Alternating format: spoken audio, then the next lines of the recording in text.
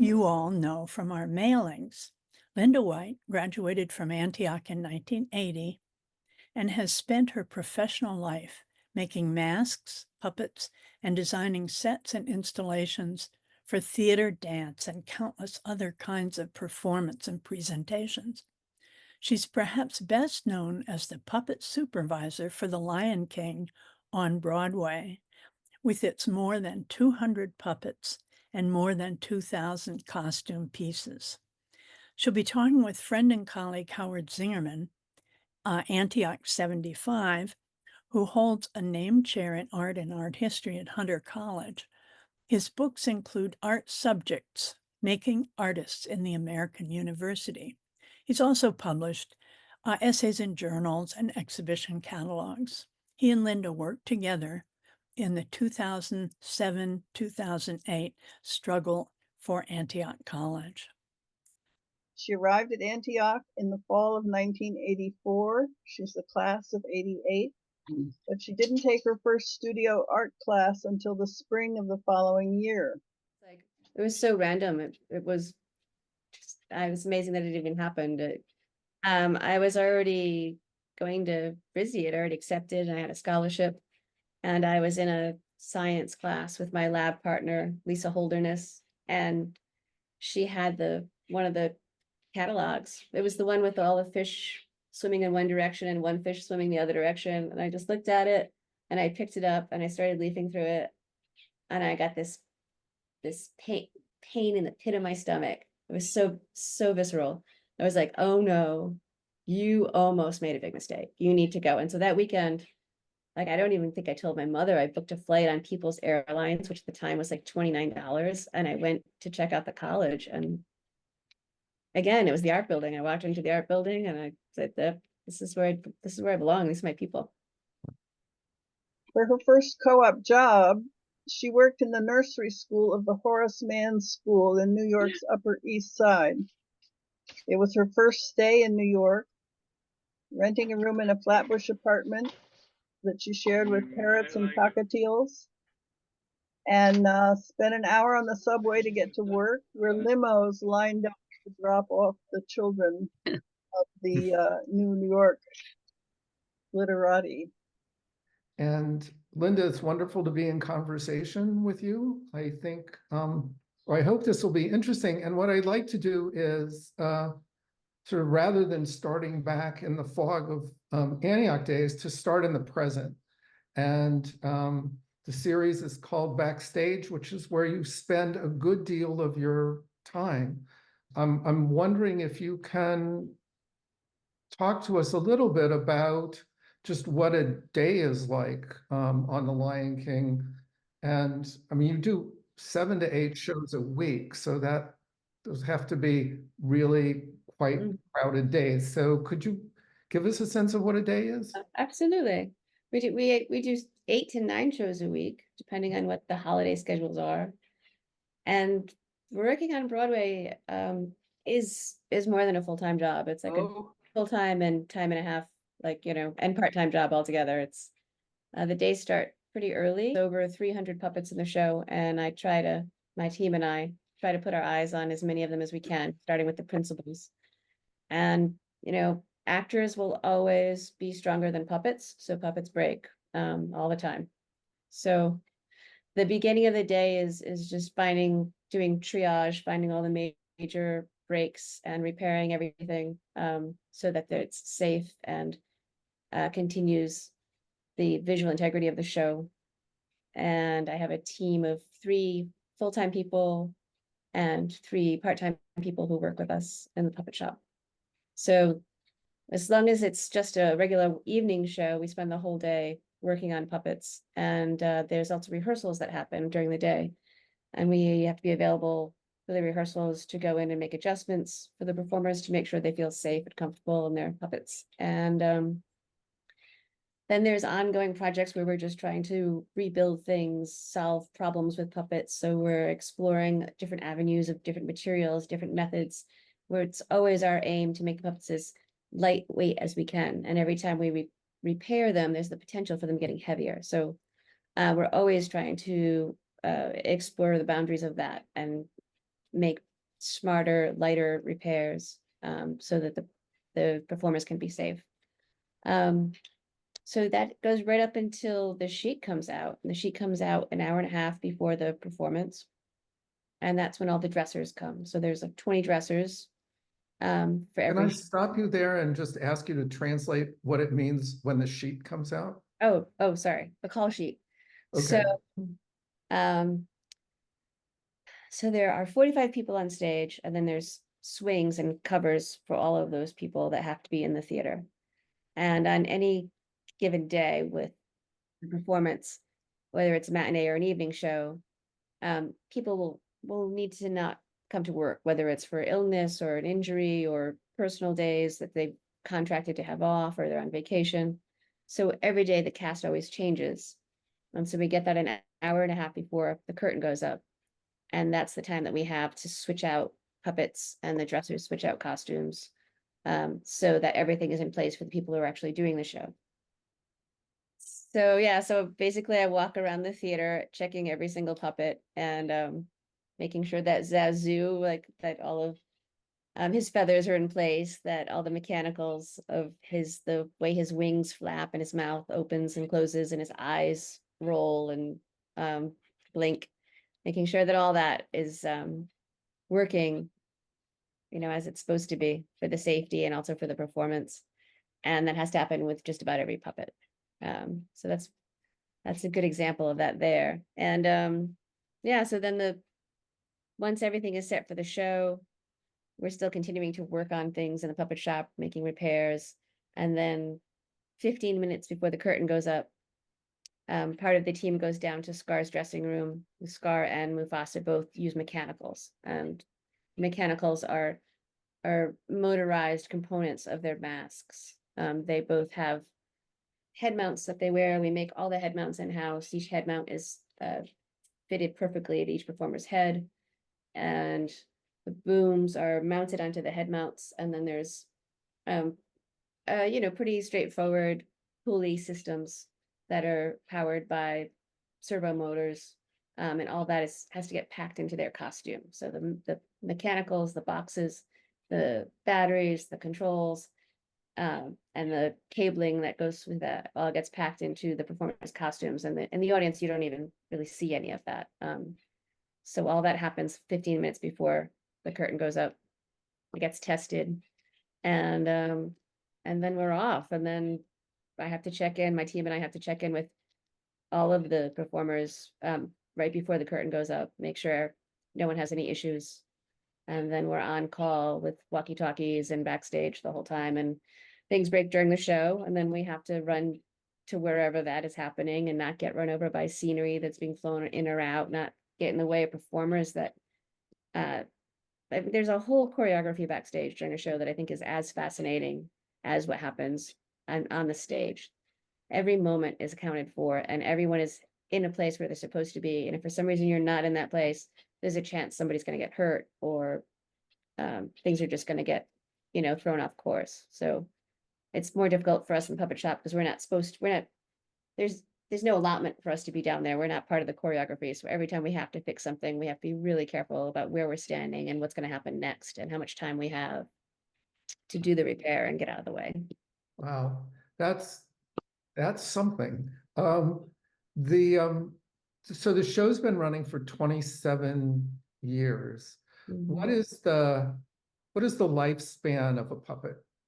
We do our best to keep them alive as long as we can, because performers, they don't want to change. They don't want a new puppet.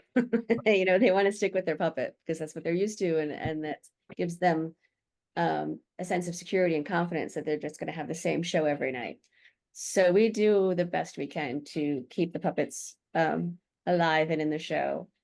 And it depends on the puppet and the materials that it's made out of. And I mean, a new puppet can break, and have a critical failure, which we never want to talk about. But, the spine on Pumbaa occasionally breaks, and that's awful. And that requires a lot of repair and a lot of duct tape when it happens during the middle of a show.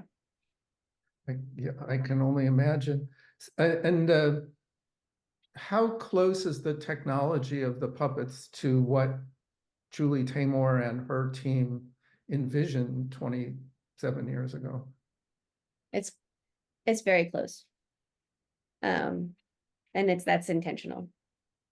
Trying to keep it, trying to preserve the integrity of the design, sort of like the organic simplicity of how things are made. Just try to, the books that are our reference books are called the Bible.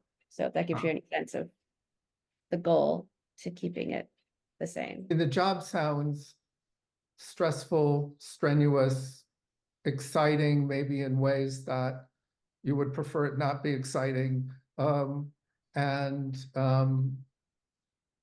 mean, I wonder, first of all, how did you find the job? Was there a listing or a posting, or how did you get there in 2016?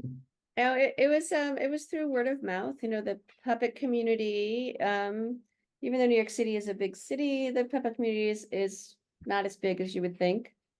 And they were getting ready, Lion King was getting ready for its 20th anniversary, and the lighting had changed. And that's the other thing that happens in the show, is that different technology is available for other aspects of the show, like the automation and the lighting.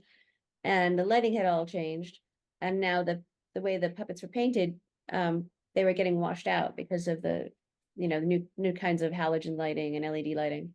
So they wanted to hire someone specifically just to address that and have all of the puppets repainted for the 20th anniversary show.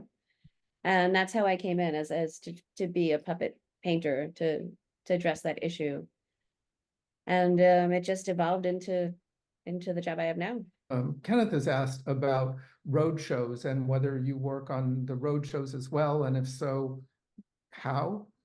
I've had the privilege of going to some of the tour shows. It's a whole different animal to do the show on tour, and I was able to go meet up with the United States tour in Philadelphia. Michael Riley, who has been the head of puppets there since the tour began 26 years ago. He's been doing it the entire time. He runs a super tight ship, and he has to, because they have to pack up and move every 3 weeks or 4 weeks. It's fascinating to see like all the different kinds of problem solving that they do, what their solutions are, and how like what a great team they are, and how the performers also contribute to that. The kind of teamwork with all the different departments is really great. And then I got to go to Sao Paulo because they were opening a new show in Sao Paulo, Brazil. That was incredible. What an opportunity to see a show start from the beginning, and what that looks like. And the cast all so passionate about being in the show. And the cast is from Sao Paulo. They're from, southern Brazil. So they have a whole different energetic spiritual take on it that was just a different kind of passion. It was really wonderful to see. I wanted to go into your studio rather than the Backstage studio at Lion King, and both your own artistic practice as a maker, but the kind of skills that cross over between your studio and Backstage at the Lion King. Yeah. Well, this is a photograph of my studio, and I've been very lucky to have a studio at all in New York City because it's so expensive. I've had the same space for 23 years. I'm very grateful for that. My landlord keeps it affordable.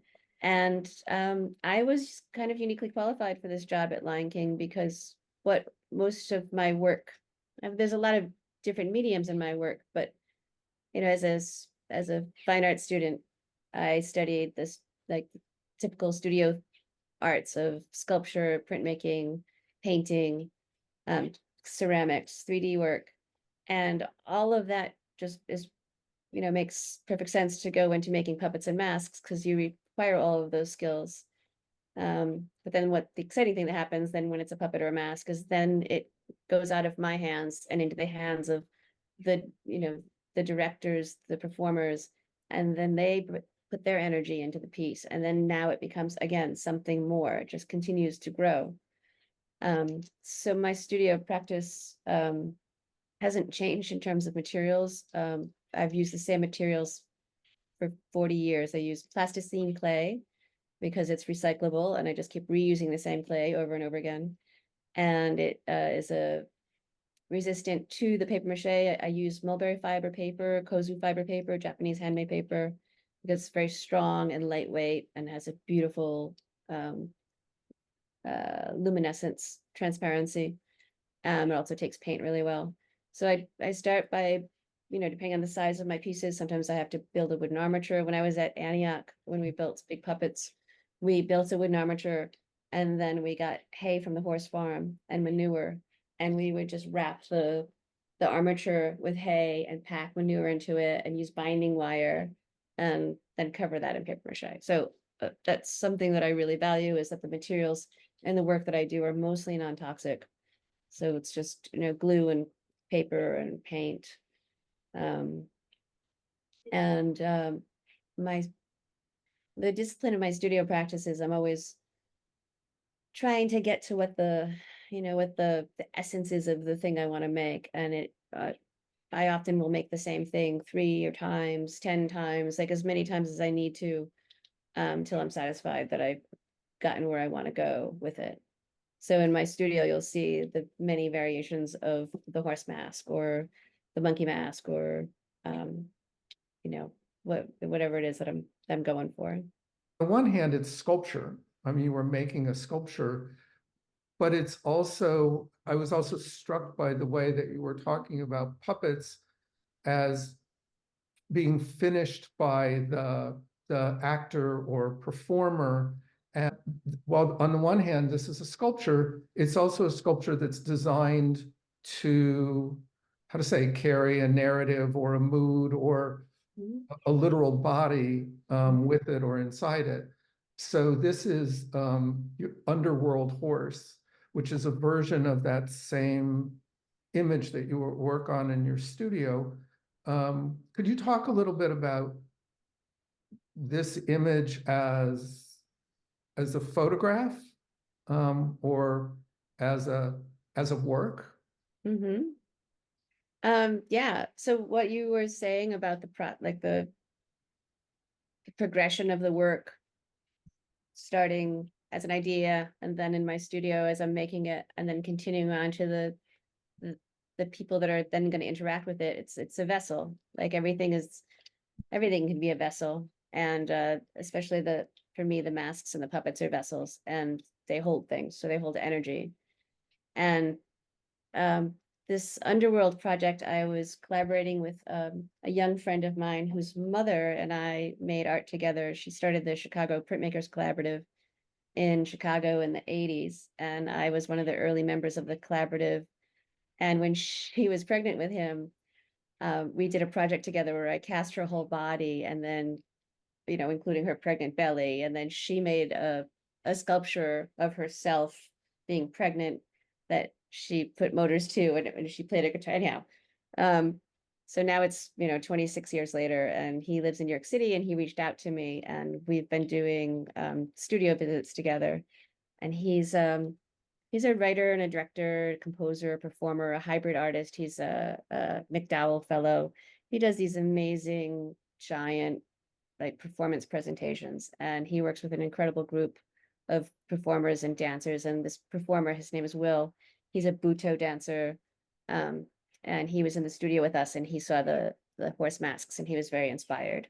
And I, handed it over, and he worked with it and created this incredibly beautiful choreography with the horse mask, and brought so much visceral life and passion to it on stage, that when the masks come back to me after they've been in performances like that, like I have to just kind of give them some space and put them away for a while, because they're so activated, which is the best thing for me. I love when the masks go out, have their own lives, and then come back to me with the energy that they generated while they were out. To your point, Kenneth had asked in the chat whether performers want to keep the masks after they've inhabited them that way. Sometimes they don't want to take them off. I had that happen. But yeah, they it is easy to get attached to them. But I there's been lots of instances where they want to keep the masks, and when I can accommodate that, I do. Um, but sometimes I feel like I'm not done with them, and so they need to come back to the studio, because if I don't have them anymore, then I can't resolve the parts that I'm not done with. One of the jobs that you had before you started on The Lion King in 2016 was doing mise en scène, doing sets for photo shoots. I don't know that this is a set for a photo shoot, but it made me wonder when I was looking through your portfolio of images, whether the mask is the finished product, the performance is the finished product, the photograph in this case is the finished product, and whether this is a photo setting, or whether you can use this as a kind of jumping off place to talk about the photo work that you've done. Well, I'm glad you brought that up, Howard, because I'm hoping you can help me figure out what the end product, because I've been working on this project for a long time and I'm very passionate about it, but I still am unclear in my mind what the finished product of these images are, and if it even needs to be held to that definition. But yes, I was very, very fortunate when I got out of college and had no idea how I was going to earn a living as an artist. I was working went back to an old co-op job, a muralist, and through that job I met some people who were in theater, and I started doing sets for theater. And then I met someone doing that who suggested that I do it for photography, that I could earn enough money to have health insurance. And so that was a big draw. And I got into it and I really loved it, because it was just another way of making art. Instead of using, canvases and color, and paints, those traditional art materials, I was using furniture and wallpaper and objects that already existed, and then the like shopping and exploring like what things were going to inspire me, and the challenge of putting them together into compositions and at the same time satisfy the client and what they wanted was really exciting. And it paid really well. So it bankrolled my ability to have a studio, to make art. It's my birds. To work, 6 months out of the year for photo styling, and 6 months out of the year just exploring my own work. And that's how I got to this place, is with making these objects and wanting the masks and the puppets, and wanting to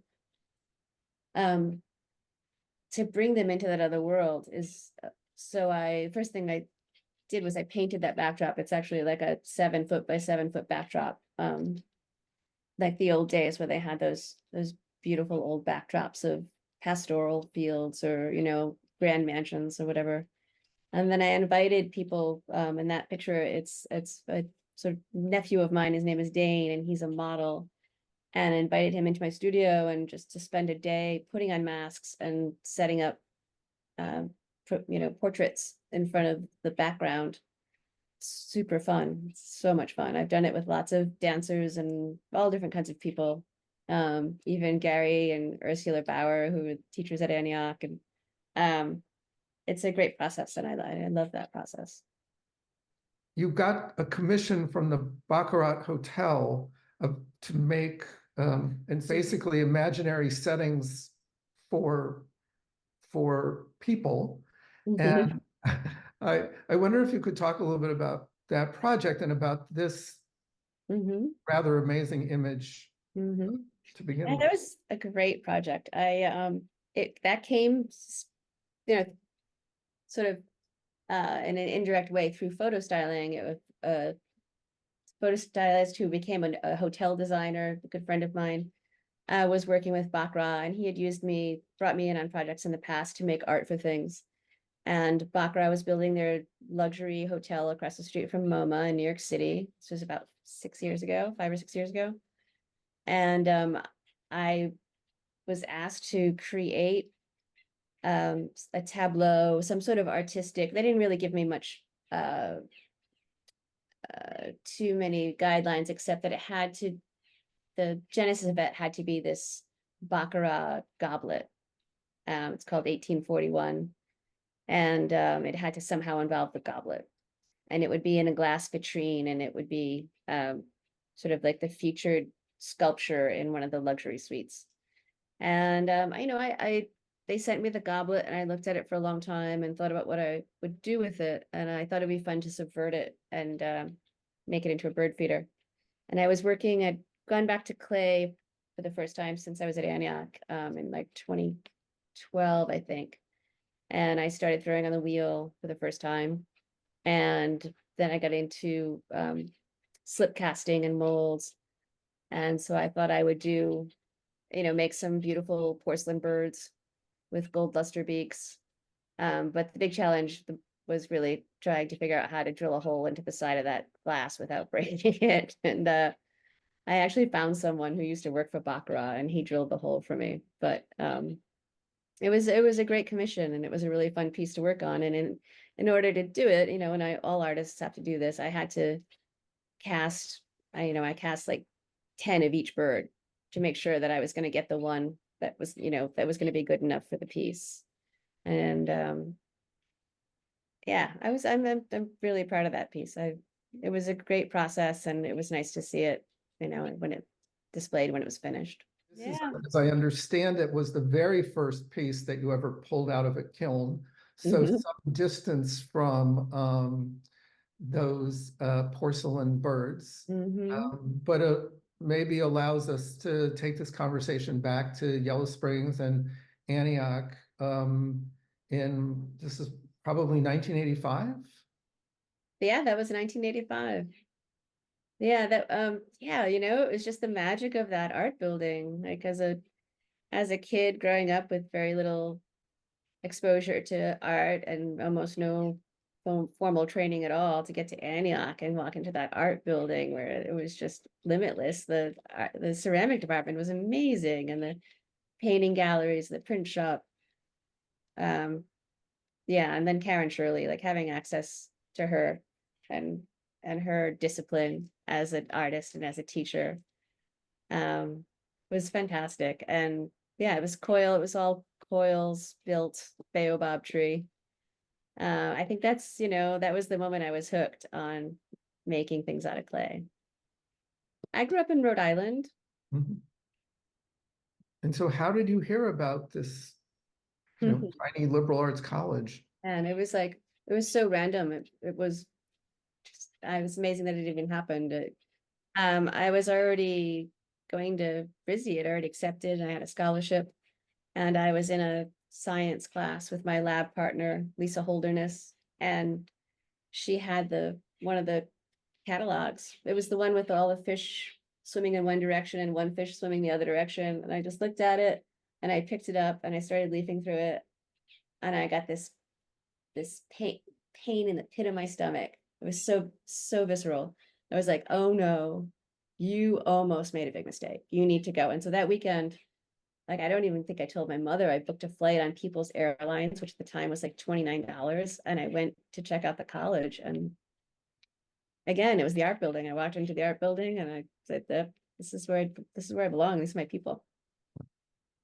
Right. And something I know that we mentioned in the blurbs that Barry and Paula sent out was just what that art building was like. And I think that you noted that you waited for a few quarters on Karen Shirley's advice before you actually took an art class, took that ceramics class, but was already kind of working as a monitor and a model and in and around the building.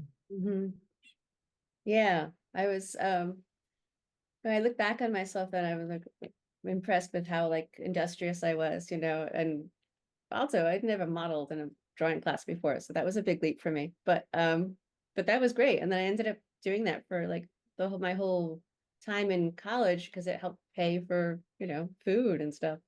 But yeah, and to be the monitor of the building, to wake up early on weekends and walk across campus and go unlock the building and have studio space, have access to it. I even had access to it after I graduated, which was incredibly generous.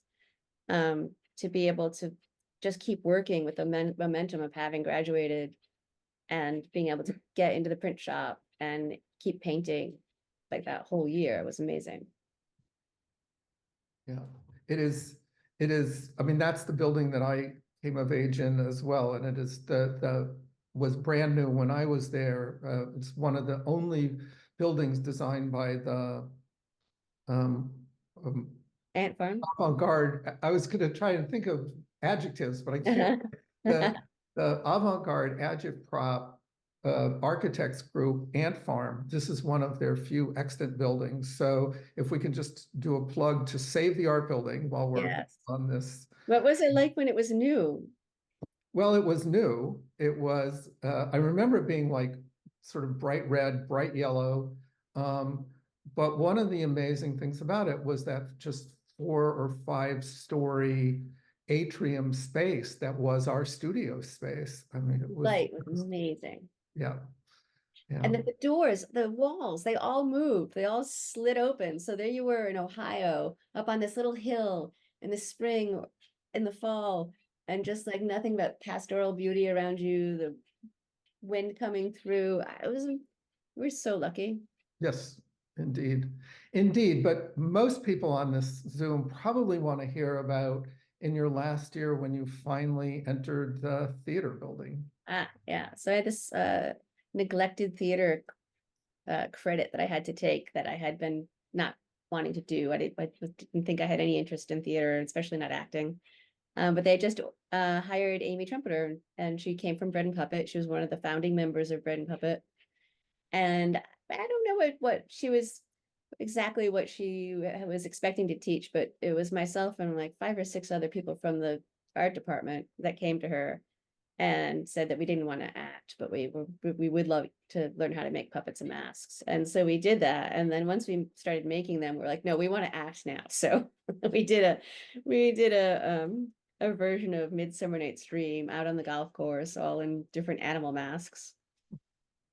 Changed everything. That was like I said earlier, it took painting, drawing, sculpture all into one thing that then lives a whole nother life with energy of performance. It was like I almost didn't graduate because I stopped working on my other stuff just kept doing shows with Amy. I think like she did like 6 different shows that first quarter that weren't even part of the curriculum just because that's how she works. Yeah. I mean, in that kind of, I mean, that seems, how to say, so very much an Antioch story. So you graduate in '88 and stick around. And before we convened this morning, I was trying to think of, does this mean that you graduated in between 2 stock market crashes and into a small recession and found? Yes, yeah, exactly. Yeah. Yeah, because one of my grants, the Pell Grant, was from Rhode Island, and Rhode Island was in that horrible like savings and loan debacle. My grant got pulled, and Steve Schwarner, he like pulled strings so that I could stay in school, and yeah. And still, I mean, and what I think is amazing about this is that you still had enough optimism to think that you could continue to be an artist. I never thought about it. I was willfully ignorant about it. And it's funny because I remember when my class that I graduated with, one of my colleagues at the end of her senior show, and I was like, so, where are you gonna go? What kind of art community are you gonna be part of? And she looked at me and she was like, oh, I'm not gonna be an artist. I can't afford to be an artist. And I was like, ooh. But then I just shoved it into the back of my head and kept going. And you moved to Chicago. So this is in Chicago, and that was the evolution of my early years. I got to working with the Chicago Opera Theater pretty early in my time there. I had just been doing stuff in a theater called Lifeline in Evanston, Illinois. Met some, it was just all word of mouth, and they were going to do the Magic Flute, and they needed someone to do some puppets. And that was the first like multi-person big puppet that I did in Chicago. And it was actually a 3-person puppet. It had these beautiful giant beating wings, but the pages there, they couldn't handle it. So we had to cut the wings, unfortunately. But Yeah, it was made out of paper mache and foam, and it has a wire armature that holds it all together. And the tail was on like a swivel ball, so it rotated 360 degrees. And that was a really fun gig. As right after I did that, I got called by the Lyric Opera because they were going to be doing the Ring series, and they thought they were going to use puppets. And for a couple months, I thought that was going to work out, which was very exciting to think I was going to make puppets for the Lyric. But in the end, they decided to do it without the puppets. So, And then when is it that you move from Chicago to New York? um, well, I came in 2000 just to sort of test the waters. I came for like 3 months. Mhm. And then that was in 2000. And then um, it was September of 2001, and I was packing in my moving truck. Oh, no. Yeah. And I didn't, I was packing the truck, so I didn't have the TV or the radio on. And then my neighbors came and got me, and they were like, "Here, come inside. You need to sit down and see something." And so I delayed my move for a couple of weeks, but then I moved to New York City, just as everybody was leaving and this city was still smoking. And I came. My mother was the only person, everyone was like calling me and saying, "You're not going to move there now, right?" And it was my mother who lived in Rhode Island who called me and said, "You're still coming, right?" So I was like, "That's right, Mom. I'm still coming." Yeah. And did you land in Brooklyn? I did, yeah, in Williamsburg. And not long after you become involved with the faux real troupe, which Yeah, included a number of Antiochians, I think. yeah, Mark Greenfield, Michael Caselli, Alessandra De Meo, Ricardo Munoz, Jeff Wood, eventually. It was very exciting what Mark was doing. He was doing immersive theater before people were calling it that. And it was a nice hybrid blend of avant-garde art, visual art, and avant-garde theater. Um, those were some of the most satisfying projects I've ever worked on. And we even brought this version of Oedipus Rex that you see here. We brought it to Antioch and we performed it in the amphitheater while the school was closed. And that was amazing. That was so much fun. The other kind of use of masks, going back to bread and puppet, but also to San Francisco Mime Troupe and a much more politically, or not much more, but a more politically, obviously politically engaged use. And can you talk about this particular march, but also kind of what you've made for those kinds of things? Well, being an Antiochian, there was always lots of engagement with social activism and protest.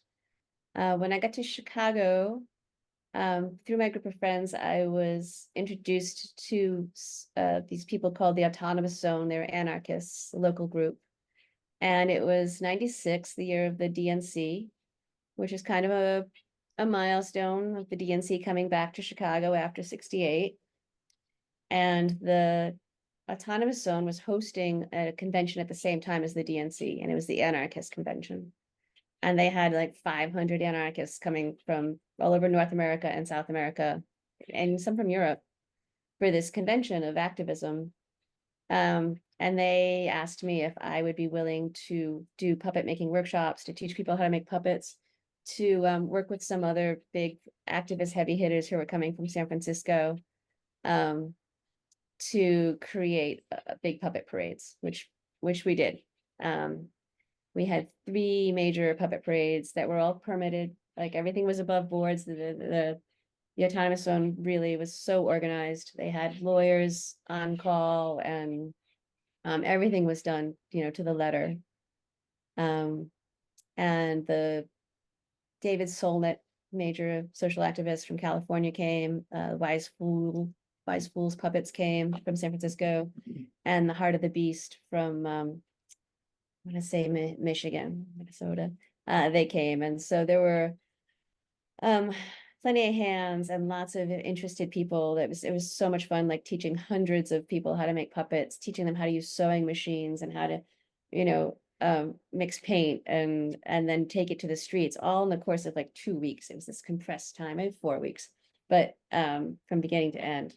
Yeah, it was an incredible experience, and we were focused mostly on the corporatization of America, corporate greed, and the marginalization of the people who were going to suffer because of that.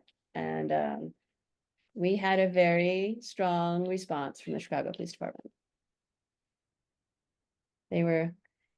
Some of the police were wearing T-shirts underneath their uniforms that they showed us that they had printed that said, "I kicked your father's ass in '68, and I'm here to kick yours today." Whoa. Whoa. Yeah. But, the fact that paper and glue, these little puppets, could be so threatening, it's pretty powerful.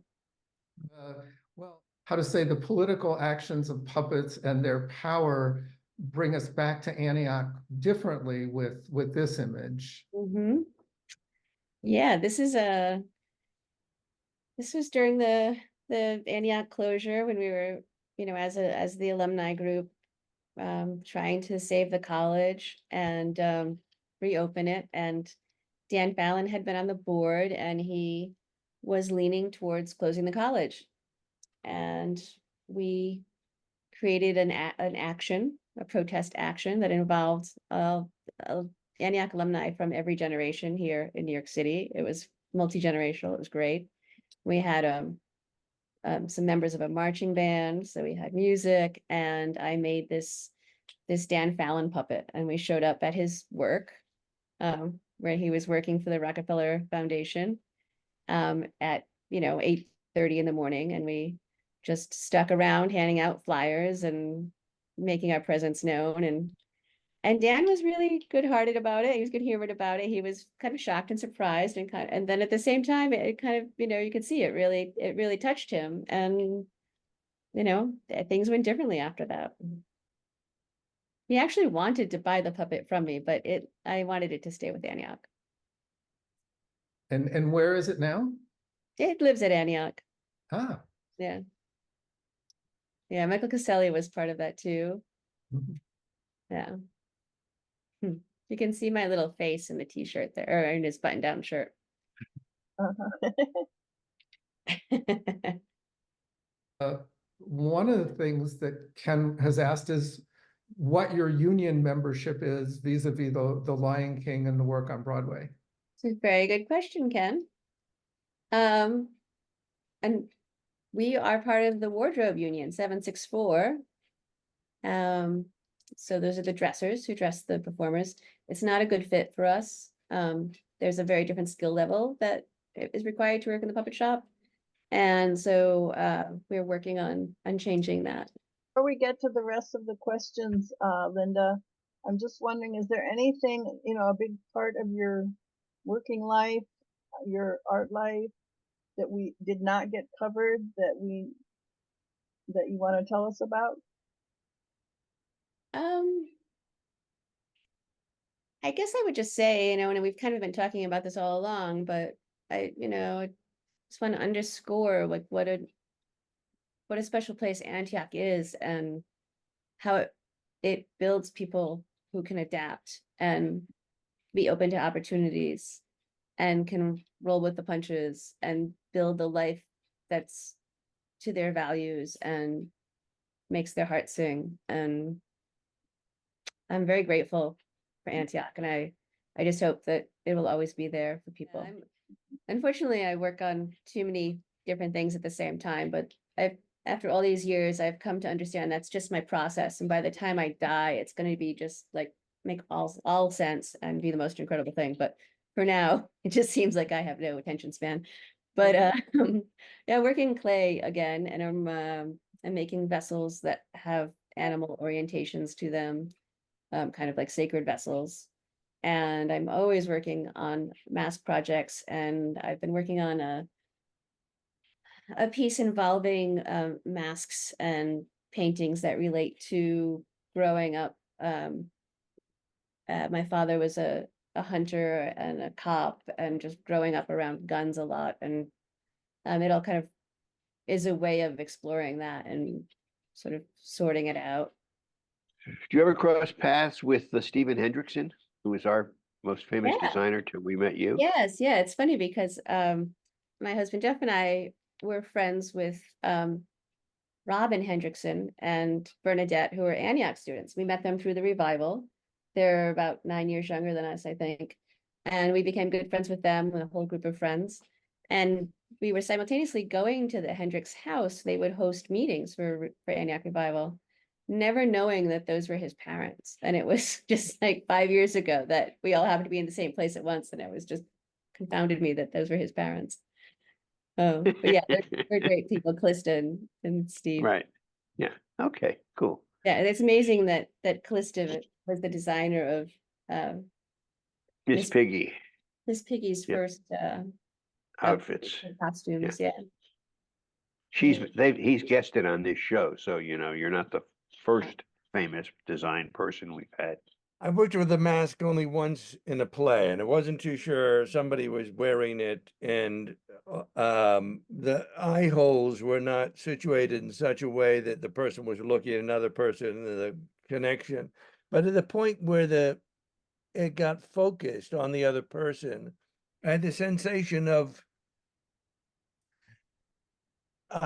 when an actor performs, and an actor is very powerful, however quiet that power is, it emanates from this sort of silent place inside.